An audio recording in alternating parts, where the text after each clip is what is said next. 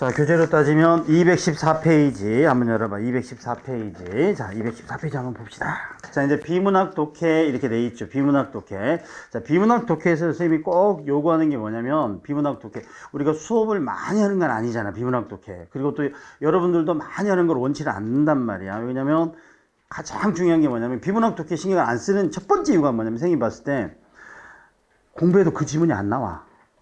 그렇잖아. 공부해도 그 지문이 안 나오는 거야. 문학은 공부하면 관동별곡 해서 뭐 나올 가능성이 좀 있잖아. 그치? 시조 공부하면 운 좋으면 나오잖아. 그치? 그것도 나온 것도 똑같이 나오잖아. 근데 비문학은 안 나와. 언제부터 안 나오기 시작했냐면 교과서가 6차 교육과정이 끝나면서 안 나와. 무슨 말이냐면 국어 교과서하고 옛날에 한국 교과서는 일종 교과서였어. 일종이라는 거 뭐냐면 모든 대한민국의 고등학생들은 동일한 하나의 교과서로 배웠어. 그런데 이제 교육의 다양화 개성에 창출해가지고 여러 가지 이제 출판사에서 만들잖아. 그러다 보면 조금 이제 보수적 색채를 띠는 한국사도 있고 좀 진보적 색채를 띠는 한국사도 있고, 국어도 마찬가지야. 그래서 좀 진보적 색채를 띠는 책도 있고 좀 보수 색채를 띠는 책도 있고, 그래서 문학 같은 경우도 16종이잖아. 그치, 16개 종류 중에서 학교에서 이제 초이스하는 거잖아. 우리는 디딤돌 할래, 우리는 해냄 출판사 문학을 할래, 우리는 금상 할래 해서 학교에서 정해준 거야. 여러분은 선택권 없어. 학교 가면 그냥 해야 돼, 여러분들은. 그런데 국어만큼 일종이었어. 그러니까 예전에는 이 일종 교과서에 있는 지문이 나왔어. 일종 교과서. 왜? 다 배웠으니까. 고등학교만 졸업하면. 그치? 다 나왔으니까 그건 공평했어. 그런데 자, 이제는 학교 교과서를 예를 들어서 금성 출판사 지문 하나 떡 갖다가 얹어놓으면 나머지 출판사에서 항의가 들어오겠지. 그치? 이거는 공평성에도 안 맞지. 그래서 일단 교과서에 나온 지문은 거의 실어줄 수가 없어. 그러다 보니까 못 만나. 그치? 그러니까 여러분들은 공부해도 이거 나오지도 않는 걸 이렇게 이야기하게 돼. 그래서 첫 번째 이유고요. 그 다음에 두 번째는 뭐냐면 해도 느는 것 같지가 않아. 그리고 안 해도 웬만큼 풀 것 같아. 그치? 그러니까 편차가 별로 안 난다는 거야. 그래서 비문학 같은 경우는 기본적으로 그냥 어떻게 비문학을 잘해요? 어찌 보면은 우리가 문법을 제일 많이 하고 어문 규정을 하고 그러는데 어휘라고 그러는데 선생님이 봤을 때 제일 실력이 더디게 느는 게 비문학이야. 물론 한자도 만만치 않게 더디지만 한자하고 비문학이 제일 더디고요. 제일 빨리 늘 수 있는 건 뭐냐면 어문 규정이 제일 빨리 늘어, 사실은. 그 다음에 문법이고. 오케이. 그래서 의외로 우리가 문법하고 어문 규정을 많이 하는데 사실은 비문학이 가장 더디게 변화를 일으켜. 그러면 비문학을 잘하는 방법, 매번 물어보는 잘하는 방법은 사실은 없는 것 같아. 평소에 지금 우리가 한 20년 정도 살아왔잖아, 평균적으로. 그러면 지금까지의 그 학생의 독서량이 결국은 좌우하는 거야. 독해니까 글을 읽고 해석하는 능력이잖아. 어떤 학생이 잘할까? 많이 읽어본 놈이 잘할 거 아니야. 그치? 자, 평소에 인문서적이랄지 이런 사회서적을 한 권도 안 읽는 놈이, 만화만 겨우 보던 놈이 선생님 어떻게 독해를 잘해요? 그러면 사실은 어폐가 있는 거지, 모순이지. 그래서 평소에 글을 많이 읽는 놈이 자, 성적은 잘 나올 수밖에 없어. 그래서 기본적인 소양하고 가장 밀접하게 연관이 돼.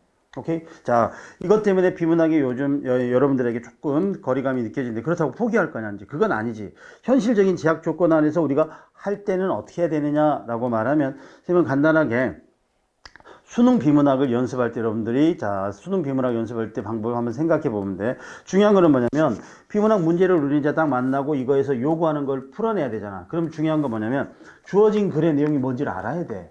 이것만 알면 문제를 풀 수 있는 거잖아. 근데 많은 친구들이 문제 풀 때 모르고 그냥 막 문제를 풀어. 무슨 내용인지도 모르고 문제를 풀어. 그래서 정리가 안 돼 있는 상태에서 이거 비슷한 말이 나왔던 것 같으면 느낌이 오고 쎄한데 하면 그거 찾고 나오게 돼. 그러다 보면 비문학 6개, 7개 중에서 다 맞는 경우도 사실은 굉장히 드물어. 한두 개는 꼭 실수하게 되거나 오답을 찾게 되는 경우가 있어. 그러면 선생님이 이제 어떤 말을 하냐면 글을 지배할 수 있어야 돼. 아주 짧은 글이더라도 이 글의 내용이 무엇인지. 그래서 연습할 때는 여러분들이 뭐를 하시냐면은 아무리 시간이 많이 걸려도 내가 이 지문 하나 읽고 이 지문의 주제가 뭔지를 모르면 넘어가면 안 돼. 문제는 맞았다 손 치더라도 그건 아무 의미가 없어. 문제 맞고 틀리고는 느낌이 좋아가지고 맞으면 내가 실력이 늘었다, 절대 아니야. 지문을 완벽하게 내가 지배할 수 있어야 돼. 지배라는 건 이해할 수 있어야 돼. 그래서 1번, 2번 같은 경우는 수능에는 안 나오지, 사실. 이 정도 단문은. 3번 정도 이상의 글이 나와. 수능에서는 짧은 게 한 3번 정도 길이 돼. 한 문단이 보니까 한 4문단 정도로 쭉 돼 있잖아요. 4문단, 5문단. 하나, 둘, 셋, 넷, 5문단으로 돼 있네. 그치? 짤막한 5문단으로 돼 있는데, 그래서 비문학을 할 때는 죽이 되든 밥이 되든 가, 나, 다, 라, 마가 있잖아. 문단이 5개가 있잖아. 그럼 가나 다라 마가 있으면 죽이 되든 밥이 되든 이 가문단의 핵심어하고 가문단의 주제문하고를 만들어 봐야 돼. 연습할 때 여러분들이 핵심어하고 소주제문이겠지. 소주제문을 만들어 봐야 돼. 이거를 몇 번에? 이거를 5번 하는 거야. 이걸 5번. 그치? 5번 해가지고 마지막에 뭐가 나오겠어? 이걸 전체의 주제가 나와야 돼. 여러분들 이제 시험 임박하니까 여기까지만이라도 꼭 해야 돼. 그래서 뭐를 해보냐면은 머릿속에서만 정리하지 말고 공부할 때는 써봐. 연필로 써봐. 볼펜으로 써봐. 쓰는 거하고 머릿속에 정리하고는 전혀 틀리지. 하고 싶은 말이 있어. 내가 남자친구 만나서 하고 싶은 말이 있는데 그거를 글로 옮기는 작업은 굉장히 어려워 사실은. 생각보다 어려워. 그래서 머릿속에서 완전히 정리가 돼야지 글로 써질 수 있는 거야. 그치? 여러분들이 시험장에 가면은 여기가 막 뒤엉켜 있는 것 같아. 정확하게. 그 상태에서 문제를 풀다 보니까 확신이 안 생기거든. 그래서 연습할 때는 죽이 되든 밥이 되든 상관없어. 써봐. 틀려도 돼. 그치? 그리고 나서 이걸 전체의 주제를 내가 어떤 형식으로든 만들어 보는 거야. 선생님 이거에 대해서 답은 모르잖아요. 상관없어. 그냥 내 느낌대로 써봐. 오케이? 여기까지만 해. 그 다음에 중요한 건 뭐 요지문도 써면 좋은데, 자, 요지문은 이제 어떤 연습을 시키냐면 우리가 보통 이제 대학생들 상위 30%는 인문논술을 보잖아요. 인문논술. 인문논술 문과애들은 이과는 수리논술을 보고, 인문논술 중에 10점짜리, 15점짜리가 뭐냐면 400자 내용 요약문이야.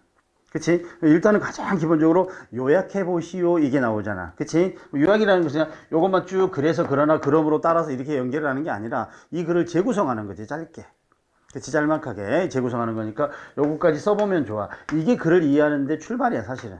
그래서 요런 연습들을 꼭 해가지고 내가 글을 읽고 나서 답하고는 상관없이, 그치? 정답하고 오답하고는 상관없이 이 글이 무슨 내용을 말하고 있구나 라고 이해하고 넘어가야 돼. 근데 어떤 글은 이제 보면 우리 공무원 국어는 그래도 한 2번, 3번 읽으면 차분히 읽으면 다 이해돼.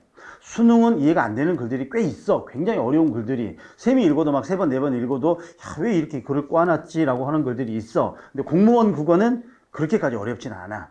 그치? 그러니까 우리 수능 보면은 수능에 비문학 독해가 5개 나오거든. 5지문 나오고 문학 독해가 5개 나오는데 5개 중에서 무슨 말이야? 자, 하나, 2개 정도는 굉장히 쉬운 지문이고 한 2개 정도는 자 평이한 지문이고, 그치? 그다음에 하나가 굉장히 어려운 고난도 지문이 나와 비문학에서도, 그치? 그러니까 요 문제, 요 수능에서 가장 어려운 지문 정도는 공무원에서는 안 나온다라고 보시면, 특히 9급에서는. 그치? 그래서 우리가 충분히 2번, 3번 읽으면 이 글이 무슨 내용이구나 하고 이해할 수 있어야 돼. 그리고 그걸 내가 스스로한테 딱 적어보고 반문했을 때 이게 머릿속에 정리가 안 되면 문제 푸는 건 의미가 없어. 문제는 안 풀어도 돼. 글을 읽고 이 글의 주제가 뭐구나, 이 글의 주제가 뭐구나. 그래서 정 안 되면 이 글의 주제가 뭐구나, 이 글의 주제가 뭐구나, 이 글의 주제가 뭐구나. 요것만 찾아. 모든 독해의 출발은 글의 중심 내용을 이해하는 그게 주제잖아. 그치? 주제를 찾지 못하면 문제를 못 풉니다 라고 생각하시면 돼. 오케이? 그 연습을 꾸준하게 하루에, 사실은 보면 우리가 거기 공무원 국어 20문제 중에 가장 많은 비중을 차지하는 게 뭐야? 비문학이잖아.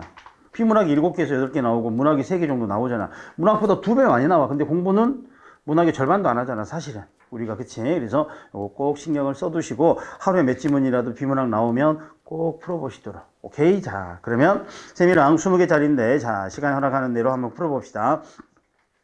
1번은 보니까 뭐냐면 일치 문제야. 일치 문제. 윗글의 내용과 일치하는 것은 무엇입니까? 이렇게 나왔지. 그래서 자, 일치 문제는 기본적으로 일치 문제는 부합하는 거지. 이 글을 통해서 알 수 있는 것 이런 거지요. 그래서 사실적 사고 이렇게만 하는데 일치하는 것 이게 나왔으면은 자, 일치 문제는 선택적으로 우선적으로 선택지를 먼저 봐주는 게 좋아. 선택지를 1번, 2번, 3번, 4번.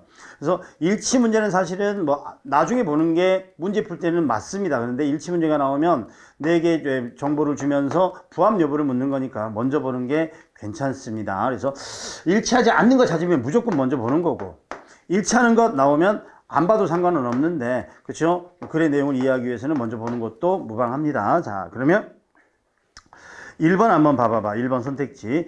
베이징 지하철은 내 성벽과 외성벽을 통과합니다. 이렇게 돼 있지. 여기서 간단한 거. 1번 선택지가 맞거나 틀리거나 하겠지. 맞는 발문이거나 틀린 발문이거나 이러겠지. 만약에 이걸 틀리다고 가정하면 뭘까? 베이징 지하철이 아니라 상해 지하철일까? 이게 되거나, 주어가 바뀌거나. 아니면 내성벽과 외성벽을 통과했는데 내성벽만 통과하거나 외성벽만 통과하거나 아니면 통과하지 않거나 이런 내용이 나오겠죠. 그런데 주어가 바뀔 가능성은 좀 적고요. 눈에 보일 테니까 내성벽, 외성벽 요 요소가 핵심이겠네. 그럼 두 번째, 근대화가 진행되면서 베이징의 성벽은 해체되었습니다. 여기서 키워드는 뭐지? 베이징 성벽이 이제 뭐죠? 주어가 되겠고요. 그 다음에 근대화가 진행되면서 근대화가 이제 전제가 되겠지. 근대화가 되면서 해체. 뭐가? 베이징 성벽이 이렇게 되겠고. 그 다음에 세 번째, 성벽 해체 후 도로가 되었던 자리에 다시 고궁박물관이 되었다. 성벽, 베이징 성벽, 도로, 고궁박물관 이렇게 변화 과정을 거쳤대. 베이징 성벽이 도로가 되고 다시 그 도로 자리가 박물관이 되었대. 4번, 중화민국 당시 국무원과 중난아이의 관계는 베이징과 로스앤젤레스의 관계와 유사했다. 말이 되게 어렵네. 그치? 베이징하고 LA가 유사한지는 잘 모르겠는데 국무원과 자 중난아이가 어떤 관계인지 모르겠어. 요거 나올 때 이거는 체크를 해야 되겠지. 글 자체는 굉장히 짧아. 자, 출발. 1949년 중화인민공화국이 성립되자, 지금 우리가 말하는 뭐 차이나지, 지금으로 말하면 청조가 이제 멸망하고 중화인민공화국이 성립되자 베이징 내외 성벽과 해자는 도시 근대화에 방해가 된다고 철거되고 매립되었다. 자, 철거되고 매립되었다. 베이징의 내외 성벽과 해자는 철거되었다. 자, 여기서 뭐가 나왔어? 2번이 나왔잖아. 그치? 내외 성벽과 해자는 근대화에 방해가 된다고 해체되었다. 그러면 베이징 성벽은 근대화에 방해가 되는 요소로 해체되었다라고 확인할 수 있지. 2번은 맞는 말이네. 그렇죠? 2번이 맞는 말입니다. 정답은 2번이겠네. 그리고 그 자리는 자 도로가 건물이 그 자리는 도로나 건물이 되었다. 그리고 1984년 개통된 지하철 환상선은 옛 내성벽 밑을 지나고 있었다. 자, 여기 뭐죠? 베이징 성벽이 무너지면서 그 자리가 도로가 되거나 건물이 되고요. 그 밑으로 지하철 환상선이 들어갔는데 그 환상선은 내성벽 밑을 통과했지. 그러니까 내성벽 밑을 통과했지 왜 성벽 밑까지 통과했다는 말은 나와 안 나와? 안 나와. 그래서 내성벽만 통과했으니까 자 1번 안 돼. 오케이? 2번 맞으시니까 1번은 틀렸지. 자, 그리고 나서 뉴욕에서 처음으로 중국에 온 미국인 친구가 내게 이런 감상을 말한 적이 있다. 와이탄과 난징노라는 중심을 가진 상하이는 맨하튼이 있는 뉴욕과 닮았지만 베이징은 로스앤젤레스가 비슷해 중심이 없군. 자, 무슨 말이냐면 뭐 미국 친구가 중국에 놀러 와가지고 보니까 아 상하이는 중심이 있는 거 보니까 뉴욕 메디슨 스퀘어 타운인가 아무튼 뭐 뉴욕과 닮았는데 베이징은 막 칠레레 팔레 돼가지고 중심이 없는 베이징하고 느낌이 비슷해 이렇게 말했단 말이야. 그치? 그러니까 이거는 미국인이 베이징이 볼 느낌을 인용해 놓은 거야. 오케이? 자, 그래서 여기서 이제 지금 문제 중에 베이징은 로스앤젤레스와 비슷해서 중심이 없고 요 말이 하나 나와 있긴 하는데 이게 이제 국무원과 뭐지요? 거기 중난아의 관계하고 무슨 관계인가? 요건 아직 언급이 없지. 계속해서. 그러나 사실 베이징에도 중심은 있었다. 외국인이 보기에 베이징 중심이 없는 것 같지만 사실 베이징도 중심은 있어. 이 말이네. 뭐가 있을까? 중심은 자금성이었다. 자금성이 베이징의 중심이래. 뭐 서울도 중심이 없는 것 같아. 근데 가만히 보면 서울도 어때? 광화문이 중심이야 라고 말할 수 있는 것처럼. 자, 그래서 자금성이 중심이었다. 1911년 신해 혁명에 의해 청조가 붕괴되자 정치의 중심은 중화민국 총통부를 비롯하여 국무원 등이 설치된 자금성 서쪽의 중난아이로 옮겨가게 되었다. 중심이 이제 자금성에서 뭘로 옮겨가게 돼? 중난아이로 옮겨가게 됐을 뿐이지. 그리고 중화인민공화국 건국에는 자금성은 고궁박물관이 되었다. 자, 3번 보시면 아까 베이징 성벽은 해체돼가지고 도로가 되거나 뭐지 건물이 들어섰다 그랬지. 그건 그냥 베이징 성벽이고. 그치? 그 다음에 베이징의 또 다른 중심이 뭐야? 자금성이 있었지. 이 자금성이 어때? 중심에서 정치의 중심이 중난아이로 옮겨갔고 이 자금성은 뭘로 바뀐 거야? 고궁박물관으로 바뀐 거지. 그러니까 자금성이 고궁박물관으로 바뀐 거지 베이징 성벽이 고궁박물관으로 바뀐 건 아니더라. 오케이? 3번 잘못됐죠. 자, 그리고 중화인민공화국 건국은 뭐 자금성은 고궁박물관이 되었다. 이렇게 돼 있네. 자, 그래서 이 글은 뭐지? 결국 베이징의 변화를 지금 그려내고 있잖아. 그쵸? 도시공간이라는 공간 속에서 베이징이 어떻게 변해왔다. 그래서, 이건 결국 뭐다? 처음에 근대화가 되면 1949년 되면서 베이징 성벽이 무너졌고, 그치? 그리고 나서, 자, 중심은 자금성에서 어디로 옮겨가게 돼? 중난아이? 중난아이로 옮겨가게 되었고 자금 중심이었던 자금성은 지금은 뭘로 바뀌었어? 박물관으로 바뀌었단다 이렇게 말해요. 그래서 베이징 중심부의 변화 과정 이걸 설명해주고 있는 글이네. 오케이. 자, 그래서 4번은 국무원과 중난아의 관계가 베이징과 노르스의 관계가 갖고 이거하고는 전혀 무관한 내용이지. 그치? 그래서 상해는 중심이 있어서 뉴욕과 비슷한데 베이징은 중심이 없어서 LA랑 비슷한 것 같아 라는 말만 인용해놨지 그것도 옳지 않은 내용이네. 그래서 확인할 수 있는 것은 몇 번? 2번 되셨죠? 자, 2번 문제 갑니다. 다음 글의 성격으로 가장 적절한 것은 무엇입니까? 이렇게 되어 있는데 자, 이거 같은 경우도 적절한 거니까 1번, 2번, 3번, 4번을 미리 읽어볼 필요는 없어 사실은. 근데 왜 4개 중에 하나만 맞으니까. 근데 이것도 이제 간단하게 돼 있으니까 한번 봐봐봐. 1번 문제점 분석 해결책 제시. 문제점 밑줄 해결책 밑줄 두 가지가 키워드고요. 그 다음에 자 2번은 기존 견해의 부당성을 비판하고 새로운 견해를 제시했다. 자 이건 뭐죠? 부당성 비판 새로운 견해 밑줄 그다음에 3번 일반적인 원론을 제기한 뒤 구체적 사례를 적용했다. 원론 밑줄 사례 밑줄 개념 간의 관계는 분명히 말해서 대상의 특성과 의의를 분석했다. 관계 그리고 특성과 의미 이렇게 되어 있네. 자 그래서 이 글의 중심 화제를 먼저 찾아야지 이거에 대한 이야기가 가능해지겠지. 자 출발 문단이 2개네. 자 국어와 한민족 또는 국어와 한국 문화의 관계는 과연 어떤 것인지 검토할 필요가 있는데 흔히 국어는 우리 민족의 고유한 언어이며 우리 문화의 소산인 듯이 막연하게 생각하고 규정하는 경향을 본다. 물론 이것은 틀림없는 사실이겠지만 국어라고 하여 너무 소중히 여긴 나머지 정당한 이론을 펴지 못한 면이 있는 터였다. 밑줄고 자 정당한 이론을 펴지 못한 면도 있는 터였다. 이렇게 돼 있지. 자 그래서 지금 여기는 뭐냐면 국어에 대한 기존의 규정이 나왔지. 기존의 규정이 나서 그게 세 번째 줄에 나와. 국어는 우리 민족의 고유한 언어이고 우리 문화의 소산이다 라고 그냥 막연하게 좋게만 평가한 경향이 있었다 이거지. 그래서 이거는 첫 번째 문단은 우리 문화, 우리 국어에 대한 자 기존의 견해 요게 나왔어. 근데 이거에 대해서 필자는 뭐라 하냐면 이거 정확한 분석은 아닌 것 같아. 정확한 평가는 아닌 것 같아. 그러면 국어와 한민족의 관계는 어떤가? 밑줄 쭉. 자, 이게 이제 이 글에 자, 화제를 제시해주는 방법이지, 의문형으로. 국어와 우리 민족과의 관계는 어떤가? 국어가 한민족의 단결이라는 감정에 이바지하였고 이 민족의 대항의식을 북돋웠고 민족주 관계를 큰 구실을 하였다 해도 민족과 국어의 관계를 과대시해서는 안 된다. 밑줄. 민족과 국어의 관계를 과대시해서는 안 된다. 지금까지는 어떻게 됐다는 거야? 과대시했다라는 거지. 그러니까 이거는 잘못된 거야. 너무 국어하고 민족하고를 일치시켜버리면 그거는 자 잘못된 거야. 그래서 민족과 국어의 관계는 본질적으로 불가분의 관계에 있는 것이 아니어서 불가분의 관계가 아니라는 건 무슨 말일까? 뗄 수 있다라는 거지. 뗄 수 없다가 아니라 뗄 수 있다라는 거지. 구실하여다 해도 민족은 과대시하는 본질적으로 불가분의 관계에 있는 것은 아니어서 한 민족이 역사 시대에 들어와 이 민족과 대량 혼혈된 일은 없지만 어휘에 있어서 대량의 한자계가 받아들였고 일제 30년 동안 적지 않은 1억의 어휘를 또한 받아들인 것이 곧 민족이 국가를 제약할 수 없다는 것을 국어사례에 반영하고 있는 것이다. 밑줄고 민족이 국가를 제약할 수 없다.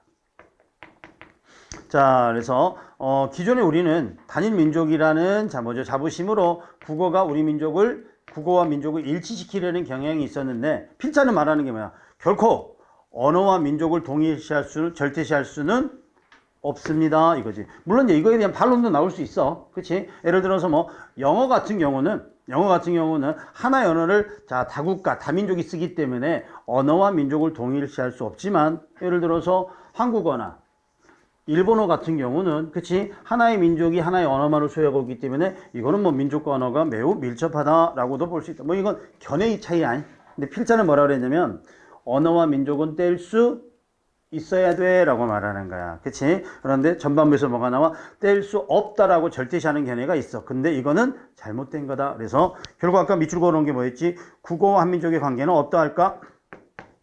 본질적으로 분가분의 관계에 있는 것이 아니다. 이렇게 되어 있지. 그래서 마지막에 뭐라고 나왔어? 민족이 국가를 제약할 수 없다. 이렇게 나왔잖아. 그럼 이 글 쓰는 논리는 어떻게 돼? 기존에 이런 견해가 있어. 그러나 그거에 대한 반론을 제시해주고 있다. 이렇게 돼 있지. 그래서 자기 주장을 펼치는 거야. 답이 될 수 있는 거는 그럼 몇 번? 당연히 2번 요게 되겠지. 그치? 자, 그 다음에 다음 글에서 얻기 어려운 것은 무엇입니까? 이렇게 돼 있으니까 이건 뭐냐면 이 글을 바탕으로 우리가 추려낼 수 있는 거를 찾아야 돼. 그치? 그래서 자, 이 중에 4가지 중에 3가지는 이거를 통해서 우리가 얻을 수 있는 자, 답이고요. 답을 얻을 수 있고요. 한 가지는 얻기가 어려운데 자, 1번 보니까 뉴 미디어에 대한 올바른 인식의 중요성. 자, 이것은 뭐지? 인식의 중요성. 어떻게 인식해야 되는가? 그 다음에 뉴 미디어 문제를 해결하기 위해서 어떻게 해야 되는가? 해결 방안. 요거지. 해결 방안.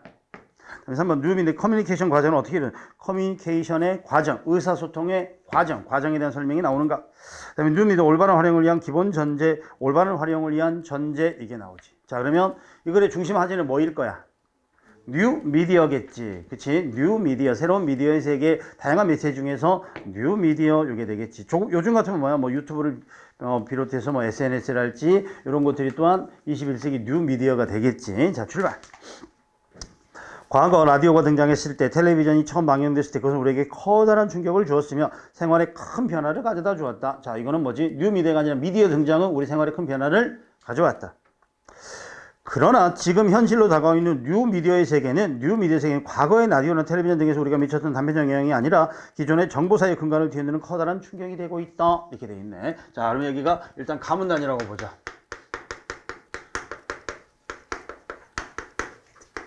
자, 쉽게 말해서, 자, 기존의 미디어가 등장했을 때도 사회적 큰 충격을 주었지. 그러나, 자, 뭐죠? 지금의 뉴 미디어가 등장해서 뭐야? 정보사회의 근간을 흔드는, 자, 정보사회의 근간을 흔드는 충격이었다. 그러니까 뉴 미디어는 어때? 사회의 근간을 흔들 수 있는 충격적 요소이다. 그러니까 사회의 굉장히 큰 변화를 초래할 수 있다. 이거지. 오케이? 자, 일단 여기까지 해서는 1, 2, 3, 4하고 해당하는 게, 자, 뭐지요? 1번은 조금 요렇게 엿볼 수 있어. 왜? 이만큼 우리 사회의 근간을 흔들 수 있는 큰 힘을 갖고 있잖아. 그러니까 어떻게 해야 돼? 올바로 인식할 필요가 있어. 그래서 자, 여기서 1번을 잠깐 볼 수 있어. 1번을, 선택지 1번을. 자, 확실하진 않지만, 자, 그 다음에 이렇게 뉴 미디어는 싫든 좋든 간에 사회 변화에 대한 시대적 요청으로 하나의 추세로 밀려오고 있다. 이건 뭐지? 당위. 이것도 역시 이거 좀 비슷하게. 그러므로 어때? 우리가 뉴 미디어를 외면하고 살아갈 수는 없지. 그래서 인식하는 게 굉장히 우리가 사회를 영위하는 데 필요해. 이런 뜻이겠네. 그렇다면 이런 뉴 미디어가 그 기술적 특성을 기반으로 인간과 인간의 진실한 커뮤니케이션의 통로, 인간 커뮤니케이션의 자유와 권리를 확대하고 문제를 해결할 수 있는 수단이 될 수 있을 것인가? 아니면 부익부 빈익빈이 낳아준 기존 사회의 경제적 불편을 더욱 심화시킬 것인가? 자, 여기 밑줄고 커뮤니케이션 자유와 권리 확대. 사회 경제적 불평등. 밑줄. 자, 그럼 뭐죠? 뉴 미디어의 양면이지. 일단 이 뉴 미디어가 우리 사회에 큰 충격을 가져왔는데 그 충격은 2가지 요소가 있을 수 있어. 긍정적 요소와 부정적 요소. 긍정적 요소는 뭐지? 자, 구성원들의 커뮤니케이션의 자유와 권리를 확대하는 거야. 그렇지? 의사소통의 자유와 권리. 소통의 자유와 권리를 어때? 자, 신장시켜 줄 수 있을 거야. 뭐 유튜브를 통해서 아무나 뭐죠? 미디어를 생산자가 되기도 소비자가 되기도 하니까. 그 다음에 또 하나는 뭐지? 자, 빈익빈 기존 사회의 경제적 불평등이 심화. 경제적 불평등이 더욱 심화될지도 몰라. 그래서 뉴 미디어가 갖고 있는 자, 뭐지? 양면성이야. 우리는 이제 어떻게 가야 돼? 뭐 이런 것들을 최소화시키고 이런 것들을 최대화시키고 이런 요소로 가야 되겠지. 자, 그 다음에 3번째 문다. 이 문제에 대한 해답은 누구도 쉽게 단언할 수 없는 복합적인 성격의 것이다. 뉴 미디어의 정답을 쉽게 답을 내리기는 어렵다. 그렇지? 쉬운 문제는 아니다. 그러나 분명한 점은 이런 문제의 해결이 어느 한 집단의 노력이나 한 요소의 충족으로 이루어질 수 있는 것이 아니라는 점. 그것은 과학기술 차원에서 뉴미디어가 갖는 가능성, 그것을 사용하는 이용자의 정신적, 물질적, 자산 그리고 양자를 연결시키는 행정적, 지원적, 엘리트의 정책 등 같은 총체적인 상황 속에서 포괄적으로 살펴야 된다. 밑줄. 총체적 상황 속에서 포괄적으로 살펴봐야 된다. 자, 그러면 3번째 문단에서는 뭐냐면 자, 이렇게 양면성에 대한 문제를 해결할 수 있는 것은 누구 개인의 힘으로 한 부분의 힘으로 대한데 안 된다는 거지. 그래서 이거는 자, 구성하는 요소들의 총체적 노력의 결합이 있어야 된다 이거지. 개인도 있어야 되고요. 그 다음에 사용자도 있어야 되고요. 그 다음에 뭐 정부도 있어야 되고요. 이런 것들이 나오겠지. 그래서 자, 이건 뭘까? 결국 한마디로 자, 여기서 총체적 상황에서 포괄적으로 살펴야 된다. 이게 선택지로 가면은 2번에 가깝겠지. 어떻게 해결할 것인가? 개인의 힘으로 되는 게 아니라 이놈 저놈 요놈 고놈 정부까지 다 모여서 해결 방안을 찾아야 되잖아. 자, 그러나 반론이 나오네. 우리가 유념해야 될 것은 시스템이나 네트워크 자체가 아니라 실제로 그것이 어떻게 운용되고 있는가 하는 것이다. 그래서 이런 시스템의 문제가 아니라 실제로 미디어에서 중요한 거는 뭐다? 운용상의 문제다. 운용에다가 밑줄, 운용. 그 다음에 자, 뉴미디어에 있어서도 그것의 올바른 활용을 위한 기본 전제는 기존의 매스미디어에 적용되는 것과 다르지 않다. 그래서 바로 커뮤니케이션의 기능적 측면보다는 주체적 시각의 정립이 우리에게 더 필요하다는 것이다. 밑줄거 주체적 시각의 정립이 필요하다. 시각의 정립이 필요하다. 그러니까 뉴미디어를 보는 올바른 시각이 우선돼야 돼 이거지. 그렇지? 그래서 여기 갖고 있는 것보다는 자, 뭐가 돼? 활용에 뭐라고 나왔지? 네 번째에 어떻게 운영할 것인가? 활용 방안. 활용, 즉 운용의 방안. 이렇게 되면 자, 주체적 시각의 정립이 필요해. 그렇죠? 주체적 시각이 필요해. 요게 더 우선시해야 돼. 이거보다는. 그렇지? 이런 노력보다는. 즉 무엇을 소화해야 하느냐가 중요한 것이 아니라 얼마나 많은 사람들이 용이하게 접근하고 사용할 수 있는가가 더욱 중요한 것이다. 자, 그래서 마지막 문장이 뭐죠? 무엇을 소유하고 있는가가 아니라 얼마나 많은 사람이 용이하게 접근하고 자유하게 살아올 수 있는가가 중요하다. 이게 바로 뭐지? 올바른 활용 방안을 위한 전제가 되지. 컨텐츠 내용보다는 접근성이 훨씬 더 중요하다. 마지막 문단 따라서 결국 이제 주제가 나오겠네. 이른바 정보사에 접근하는 데 있어서 뉴미디어가 다가오는 미래사의 중추적인 기제이며, 이건 첫 문단 두 번째 날에 했지. 그러니까 우리 사회의 중요한 어떤 요소가 될 거야. 뉴미디어가 뗄 수 없는 중요한 요소가 될 거야. 지배적 커뮤니케이션의 양식이 될 수 있을지는 몰라도 그 자체가 궁극적인 목표가 될 수는 없다. 밑줄거 그 자체가 궁극적인 목표가 될 수는 없다. 뉴미디어가 올바른 목표가 될 수는 없어. 그럼 뭐가 나와야 돼? 자, 장밋빛 한상의 사람편 마이더스의 왕이 황금의 손처럼 스스로 파멸하는 어리석음을 범하지 않도록 항상 경계해야 될 것이다. 이거지. 그래서 자, 뉴미디어가 우리 지금 21세기에 아주 중요한 중심 역할을 해. 하지만 더 중요한 것은 그거를 어떻게 운영하는가. 그때는 주체적 시각이 필요해. 그래서 뉴미디어 자체가 목표 자체가 돼서는 아니돼 라고 말하지. 그래서 자, 이 글에서 언급되지 않은 것은 무엇입니까? 이렇게 보시면 자, 그럴듯한데 커뮤니케이션이 어떤 과정을 통해서 만들어지는가, 생산자가 어떻게 만들어요, 소비자가 어떻게 유통시키고 소비하는가, 이런 말들이 나와야 되는데 그냥 미디어가 하고 있는 거는 의사소통의 자유와 권리를 신장시킬 수 있다. 이거밖에 안 나왔지 과정이나 절차나 방안은 언급되어 있지 않더라. 자, 그 다음에 4번 한번 봐봅시다. 4번 밑줄 친 부분에 들어갈 걸로 가장 적절한 것은 무엇입니까? 자, 요거 같은 경우는 정말로 뭐죠? 굳이 선택지를 먼저 읽을 필요는 없어. 4개 중에 하나인데 그래, 흐름을 따라서 그냥 찾아내면 되지. 그래서 이거는 먼저 읽을 필요는 없어. 자, 출발. 지역과 집단이 나뉘어지고 이기주의가 본격적으로 나타나게 되면 주민들은 자기 마을이나 집단에 유리하다고 판단되는 방향으로 환경의 의미를 재해석하고 그 해석을 그 마을 사람들의 대부분의 의견으로 만들고자 한다. 뭐 집단 이기적 심리가 반영된다 이거겠지. 그들은 국책 사업으로 인한 환경오염에 대해서도 상황에 따라 앞뒤가 맞지 않는 의견을 나타내기도 한다. 어떻게 주민들이 보상을 많이 받으려면 오염의 심각성을 알리는 것이 좋지만 한편으로 농산물, 해산물에 비싸게 팔거나 관광지로 오게 하려면 오염이 대수롭지 않다는 것을 강조해야 된다. 이러한 과정에서 농어민으로서 자신의 정체성이 흔들리게 된다. 어느 편에 서야 될지 어려워. 예전에 옛날에 저기 전라북도 위도라는 곳에 방사능 폐기물장을 만들려고 했어. 국가에서. 왜 우리 원자력 발전하면 방사능이 나오잖아. 그걸 바다에도 버릴 수가 없으니까 묻어야 되잖아요. 그래서 이제 그때 거기 전라북도 사람들이 반대를 해가지고 그게 취소됐어. 그래가지고 결국은 뭐냐면 지역에다가 인센티브를 주고 어디서 이 방패장을 수용할 것인가 그랬더니 지금 경주로 가 있거든. 경주로 가 있는데 그때 이제 많은 사람들이 이거겠지. 그러면 토지보상금을 받는 사람 입장에서는 어때? 이게 굉장히 심각한 문제야 라고 말을 해야 되겠고, 토지보상금을 안 받는 사람 입장에서는 방패장 별 상관없어, 관광객들 놀러 오세요, 농산물 안심하고 드세요, 이런 모순 상황에 놓이게 된다, 이런 뜻이죠. 그래서 정체성이 흔들린다. 그래, 주민들의 보상에 대한 기대와 의존도가 높아지면서 지역 간, 집단 간의 갈등이 높아지고 동시에 마을 내 새로운 정치적 리더를 형성하게 된다, 이거지. 쉽게 말해서 찬성하는 견해를 지니는 주민들도 있을 거고 반대하는 입장을 지니는 주민들도 있겠지. 그래서 이때 지역 내 갈등이 만들어지고 리더십이 형성된다. 이들에게는 새로운 정치적 리더십을 형성해야 된 이들에게는 정서적 의존 관계보다 정치적 이해관계를 우선시하는 경향이 나타나면서 자신들의 이해를 잘 대변해 줄 수 있는 능력 있는 리더를 선호하게 된다. 밑줄. 자신의 이해를 잘 대변해 줄 수 있는 리더. 그러니까 정서 우리 마을이야 이게 아니라, 그치? 야, 돈 좀 더 받아와.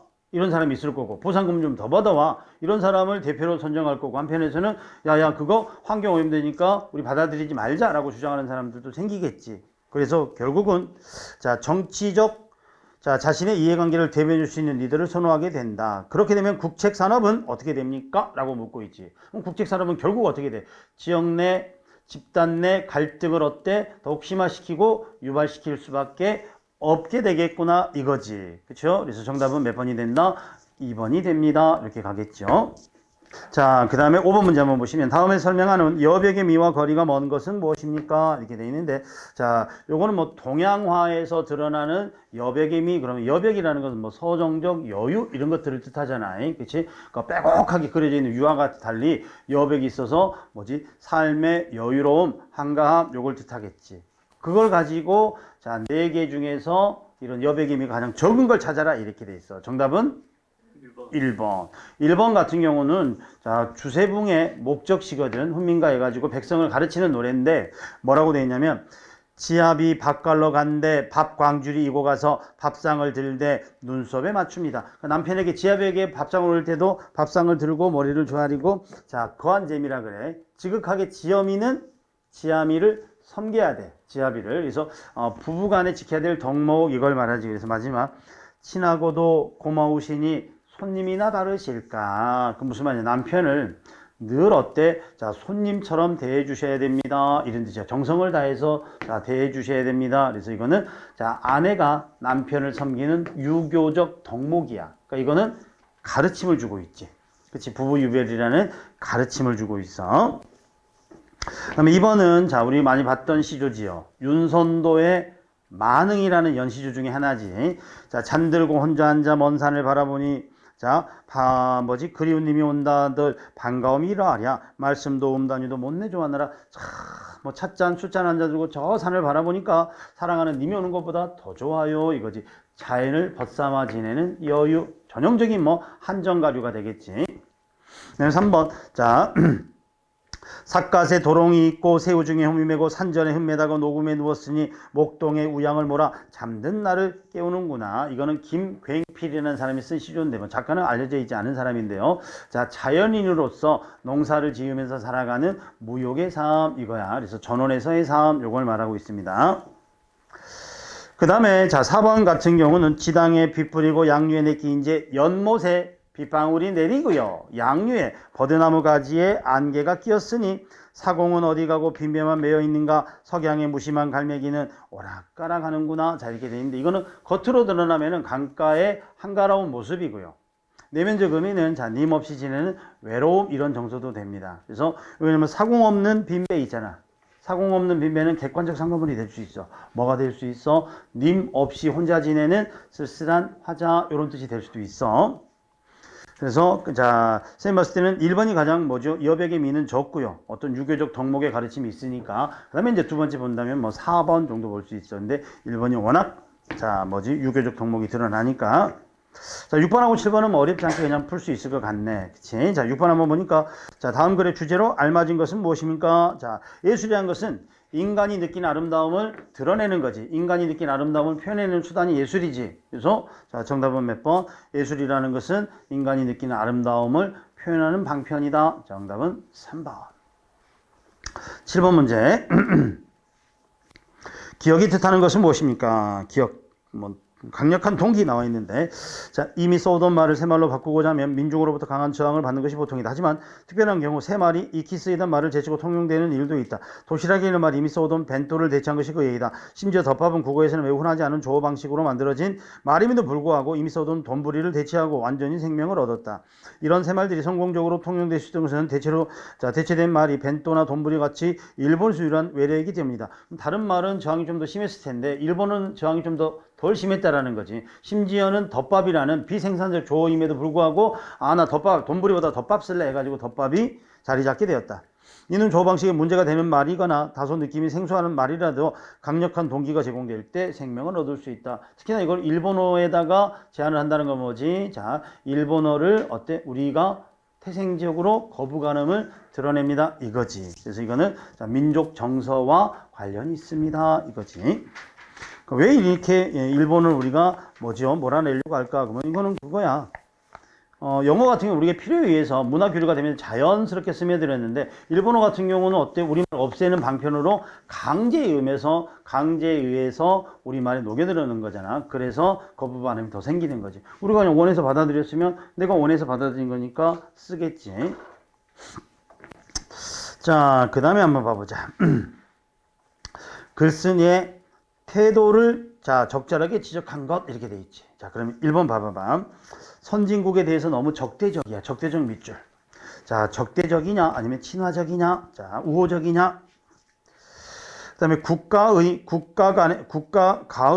간이겠네. 경쟁 현상에 대해서 패배주의야. 자, 경쟁에 대해서 패배주의야. 자, 경쟁은 늘 우리가 어때? 패배할 수밖에 없어, 질 수밖에 없어. 그러니까 피해야 돼. 이런 것들이 되겠고. 자, 초국적 조직의 성장에 대해서는 우호적이군. 자, 여기서 초국적 밑줄 우호적. 1번하고 3번은 조금 모순되는 요소가 좀 들어가네. 선택지 안에. 4번.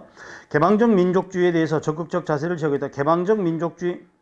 적극적. 자, 이것 중에서 무엇이 답입니까? 하고 묻고 있네. 자, 출발. 자, 21세기를, 이것도 한번 잘 봐봐봐. 문단이 하나, 둘, 셋, 넷, 5개 문단으로 돼 있네, 이것도. 자, 한번 찬찬히 읽어보자. 21세기를 눈앞에 둔 인류에게 세계화는 커다란 역사적 전환의 의미를 갖는다. 여기서 키워드가 뭐지? 세계화 밑줄. 이거는 세계화에 대해서 쓰려고 하는구나. 그치? 세계화는 큰 의미를 갖는다. 세계화와 관련된 무한경쟁, 국가경쟁력, 시장 개방 같은 논의 또한 국가들의 초미의 관심사가 되고 있다. 요거는 뭐 구체화시키는 거고. 우선 경제 영역의 세계화는 국가 간의 교역, 투자, 통신, 교류 등이 확대되어 상호 우전적 관계가 증대되고 국제적으로 다자 간의 협의 조정 협력이 강화되는 현상을 의미한다. 이렇게 돼 있네. 자, 아직 패배주의는 안 나왔고 가문단은 뭐죠? 자, 가문단에 아까 밑줄 그어준 게 뭐지? 세계화지, 세계화. 세계화의 양상 이런 것들이 나오지. 그래서 자, 국가 간의 경계가 없어지면서 어떻게 이루어져? 뭐 교역이나 투자나 통신이나 교류 등이 확대되고 상호 우존적이 되고요. 자, 협력과 강화가 우선시되더라. 요거 돼 있지. 그래서 자, 세계화가 이루어지고 있어. 그래서 자, 이제 두 번째. 자, 초국적 조직의 역할이 증대되는 것 또한 세계화의 중요한 측면이다. 자, 기존의 개별 국가들 안에서 해결할 수 없었던 문제들을 담당하기 위해서 결성된 초국적 조직은 그 중요성이 계속 증대되고 있다. 뭐 국제연합이랄지 유엔이겠지, 국제통화 IMF겠지, 세계무역기구와 같은 정부 간의 자, 조직이 국제사면위원회, 그린피스 등과 같은 비정부 조직 또한 비중이 커지고 있다. 이렇게 돼 있네. 자, 그러면 남은 단어는 뭐지? 이 세계화에 의해서 초국적 조직이 뭐야? 확대되고 중요해지고 있지.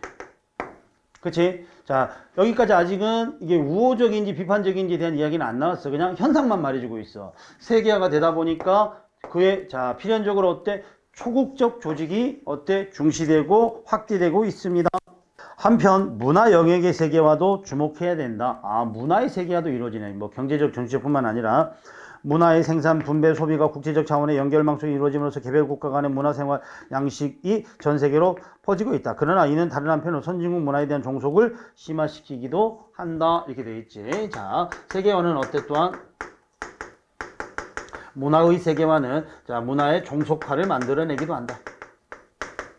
그러니까 결국 세계화가 만들어낸 현상이지. 그치? 그러다 보니까 선진 문화가 어때? 우리가 흔히 말하는 자, 낙후된 자, 어떻게 보면 중진국에서 3세계 문화를 잠식해버릴 수도 있어.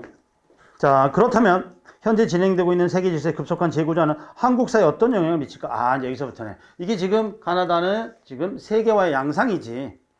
이 속에서 라문단에서는 자, 뭐야, 이제 한국의 모습은, 우리나라의 모습은 어떻게 바뀔 것인가? 무엇보다도 세계화가 우리 삶과 질을 크게 바꿔놓았다는 점에 주목할 필요가 있다. 금융자본의 세계화와 문화의 세계화 그 대표적 사례이다. 또한 서구의 음식, 우리문화, 미국의 할리우드 영화, 팝, 뮤직 같은 대중문화의 유입은 우리 일상생활과 자, 커다란 영향을 미치고 있다. 자, 이런 세계화는 한국 사회의 구조적 변화를 만들어내고 있다. 그치? 뭐 문화를 통해서 음식이랄지 또는 뭐 영화도 마찬가지다. 이와 같은 사실들은 현재 진행되고 있는 세계화에 대해 우리들이 정확하게 인식하고 이에 보다 적극적으로 대응할 것을 요구하고 있다. 자, 이런 세계화 현상 속에서 우리의 모습이 이렇게 되니까 이거에 대한 뭐가 필요해? 올바른 대처가 필요해. 올바른 대처가 필요해. 자, 세계화는 기존의 민족 단위로 이루어진 생활 사이의 새로운 차원으로 재편되는 것이므로 우리들은 자, 세계화에 대해 개방적인 민족주의적 시각을 지녀야 될 것이다. 여기가 이제 필자의 주장이지. 밑줄 쭉 그어봐. 자, 세계화에 보다 개방적인 민족주의 시각을 지녀야 될 것이다. 우리의 자세가 뭐냐면, 자, 뭐라고 그랬어? 개방적 민족주의.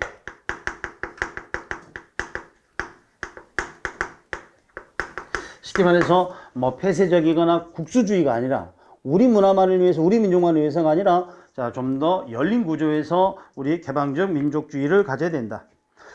여기서 개방적 민족주의란 정치, 경제, 문화 등 각 영역에서 일어나는 세계화 현상을 적극 수용하되 개별 국가 사이 불평등을 거부하는 것을 말한다. 다시 말해 그것은 정치, 경제, 문화의 종속을 거부하고 자유주의와 평등주의 그리고 인본주의를 적극적으로 받아들이는 것으로 구체화할 수 있다. 필자가 생각하는 개방적 민족주의의 특성을 쭉 상술해주고 있지. 뒷부분은 뭐 이런 불평등이 없고 평등한 민족 간의 교류가 우선시돼야 된다. 그 다음에 기존의 국가 이기주의적 발상에서 벗어나 국가 이기적 발상은 뭐냐? 개방적 민족주의라기보다는 뭐 폐쇄적 이기주의가 되겠지. 우리 민족만, 우리만 잘 살면 돼. 아메리칸 포스트 뭐 이런 것들이란 말이야. 그래서 신자유주의 시대가 우리 트럼프에서 조금 많이 깨져버렸는데 뭐 그런 것들.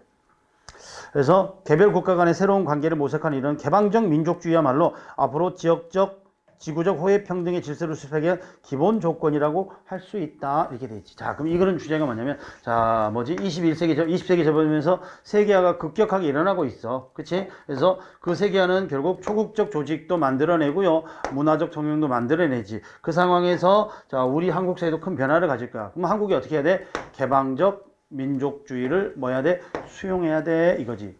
이제 나가서 자, 이기적 민족주의가 아니라 개방적 민족주의가 뭔데 우리만 잘 사는 게 아니라 지구적이고 지역적으로 모두가 호혜평등의 질서, 상호 혜택을 보는 평등적 관계라는 거지. 그치? 그래서 윈윈 할 수 있는 개방적 민족주의가 필요합니다. 그러면 여기서 필자의 주장은 뭐야? 첫 문단, 두 번째 문단, 세 번째 문단은 실태만을 보여주고 있고요. 네 번째 문단은 화제를 전환시켜 줬고요. 다섯 번째 문단에서 비로소 주장을 하고 있지. 자, 세계화 과정에서 우리 민족은 개방적 민족주의를 뭐 해야 된다? 취해야 합니다. 이렇게 말하고 있네. 그래서 정답은 4번. 오케이? 선진국에 대해서 적대적이다, 뭐 우호적이다라는 가치평가가 안 나왔죠, 여기서. 그 다음에, 자, 패배주의다, 이것도 안 나왔고, 국가 간의 뭐, 원활한, 거기, 원만한 경쟁은 어쩔 피할 수 없겠지. 그 다음에, 초국적 조직 성장에 대해서 우호적인지, 그거에 대해서도 말 안 했지. 그치? 그래서 가치 판단 안 했어, 1번, 2번, 3번은. 자, 9번. 자, 한번 봐보시면, 접속어로 순서로 바르게 나열한 것, 이렇게 돼 있네. 자, 언론의 자유라는 대원칙에 대해 여러 가지 다른 의견이 있을 수 있다. 현재의 명예훼손 관련법을 제시하는 것보다 훨씬 더 강력한 기준이 필요하다. 자, 언론의 자유는 여러 가지 견해가 있어. 자, 그러면서 강력한 기준이 필요해. 기준이 뭐지? 여러 가지 견해가 있는데, 그럼에도 불구하고 뭐가 있어야 돼? 강력한, 자, 기준이 필요하다 그랬어. 그럼 여기서는 뭐가 들어가야 될까? 그러나, 하지만, 이게 들어가야 되겠지. 그러나, 하지만 정도 역접 관계가 들어가는 게 좋겠어. 자, 훨씬 강력한 게 필요하다. 물론이냐, 설사냐. 자, 어떤 사람이 나쁜 평판을 얻게 될 만한 언행을 했다라고 하더라도 그것을 악의적으로 보도하고 무고한 개인의 실생활을 위협하는 관행은 금지되어야 된다. 자, 이건 뭐지? 설사 어떤 사람이 나쁜 평판을 얻게 될 만한 했다고 하더라도 이거지. 했다고 하더라도 설사 비록 뭐 했다고 하더라도 그래서 여기서는 설사 이게 들어가야지 물론이 들어가면 안 되겠지. 물론 뭐뭐 해야 하면 마찬가지다 이렇게 들어가니까.